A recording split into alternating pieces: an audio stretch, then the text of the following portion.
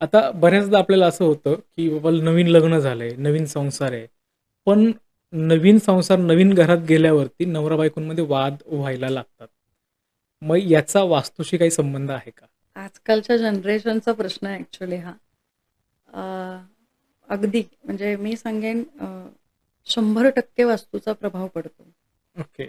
म्हणजे असं की नवीन लग्न झाल्यावर अर्थातच नवीन घर घेणं आणि हं. वास्तू आणि मग तिथे गेल्यानंतर मग तो जातक दोघंही ज्या बेडरूममध्ये झोपतात, त्या बेडरूममध्ये बघा थोडंसं मागे येते की नवीन लग्न झाले म्हणजे काय? नवीन संबंध प्रस्थापित झाले. करेक्ट. बरोबर? हं. बरं नुसते दोघांचे आहेत का? तर 2 कुटुंबांचे झाले. कुटुंबांचे आहेत. आपल्याकडे पूर्वापार म्हटलंय, करेक्ट. की लग्न हां, काही दोघांचं नसतं होत. हां. लग्न खरं तर हे 2 कुटुंबांचं होतं. हो. बरोबर की नाही? चंद्र फार परिणामकारक आहे.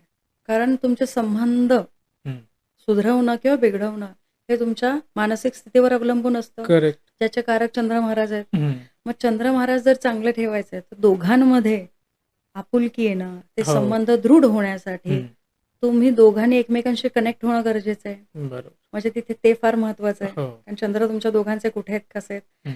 आणि ज्या बेडरूममध्ये तुम्ही आहात. आता आपण एक सोपं सगळ्यांना रिलेट होईल म्हणून हं. मी ते उदाहरण देते. हां, आग्नेय. हां. आग्नेय शब्दातच सगळं आलंय. हो.